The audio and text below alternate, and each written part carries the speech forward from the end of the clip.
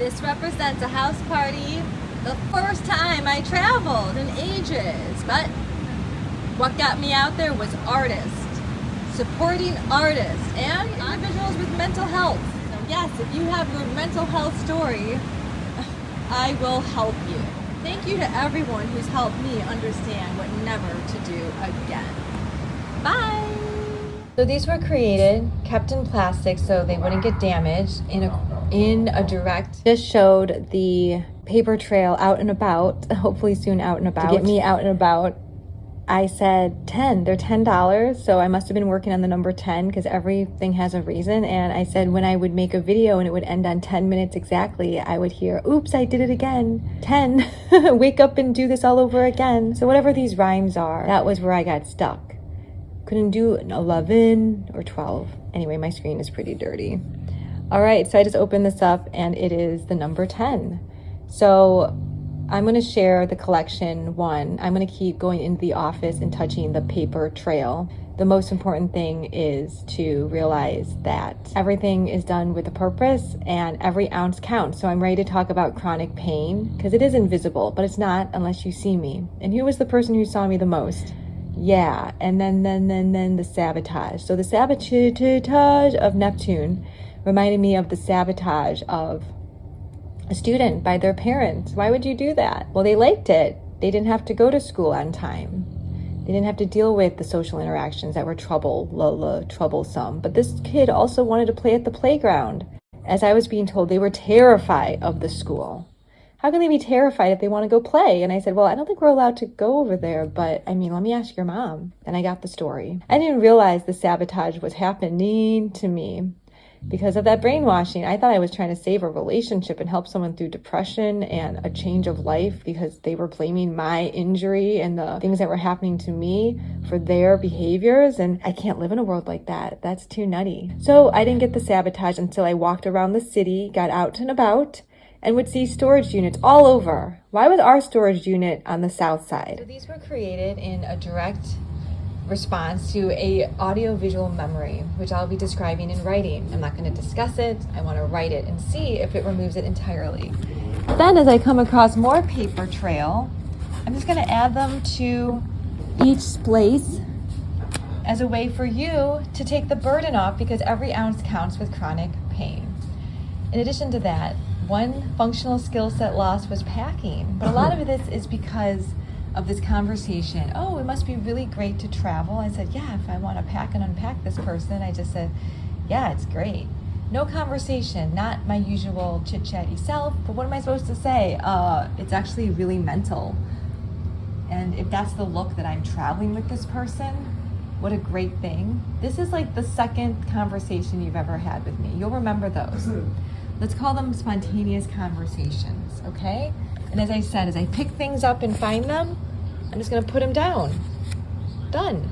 Why did I have to go with you every single time or you'd have a meltdown? Okay, and that's when I finally saw the earlier generations, previous generations say ridiculous and walk away. Oh, I didn't know you could do that with somebody. You can just walk away from them when they're having a meltdown. See, I didn't know that.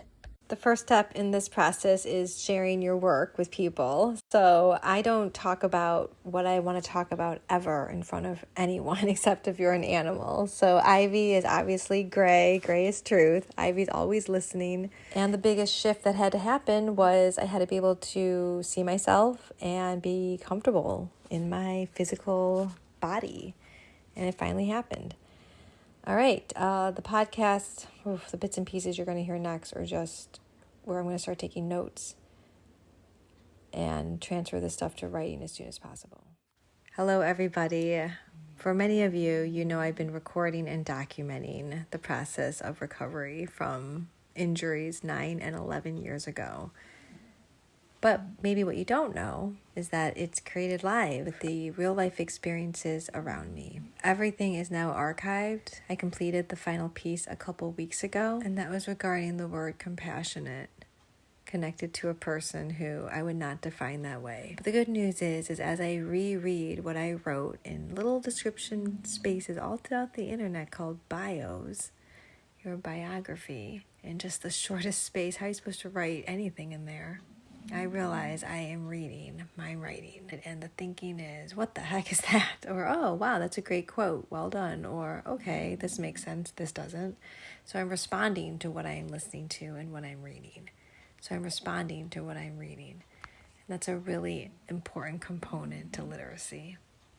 The first book I'll be sharing the strategies with is called Stripping Down to the Bones by Mary Clark, who is connected to Second City in the city.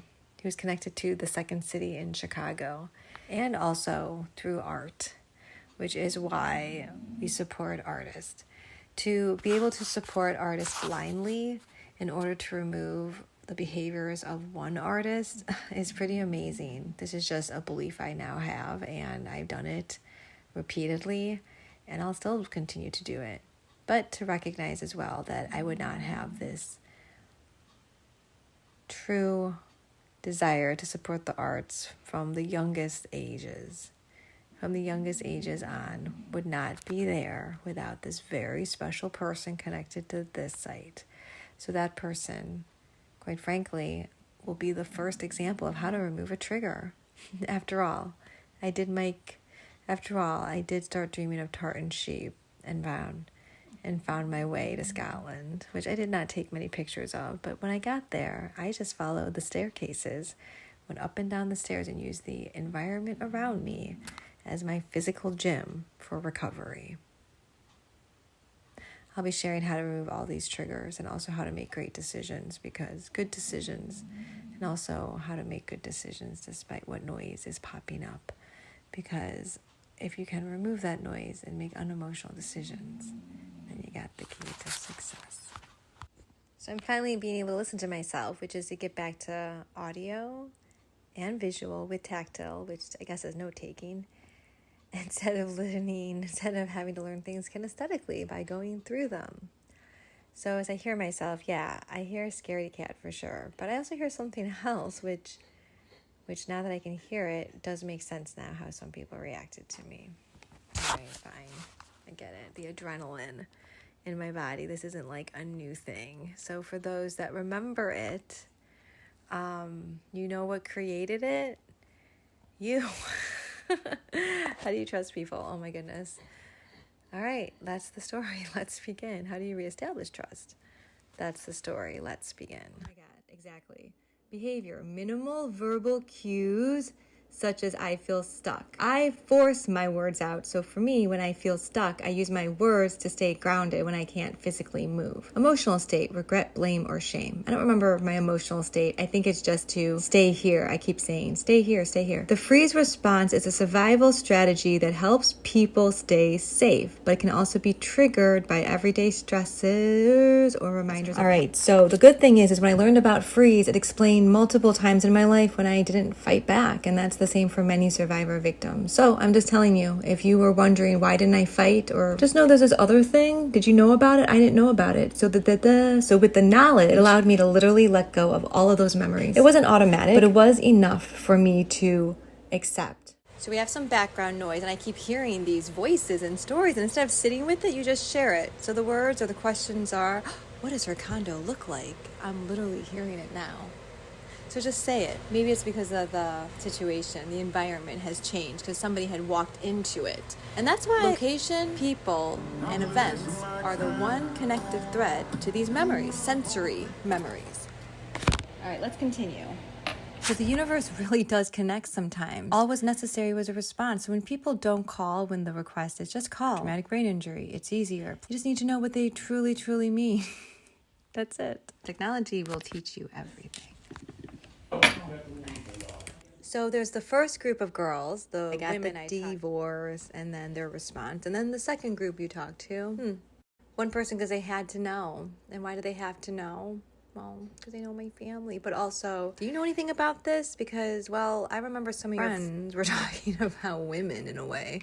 And I walked out of the room, but do you have any idea? And this look in this person's eyes, like their eyeballs got shiny all of a sudden. It was like a glint. So just so you know, they know. That's when I realized, oh my God, they knew. My body went popping, and I'm reliving that moment. And guess what? I learned that now that I can say the moment, it really does go away.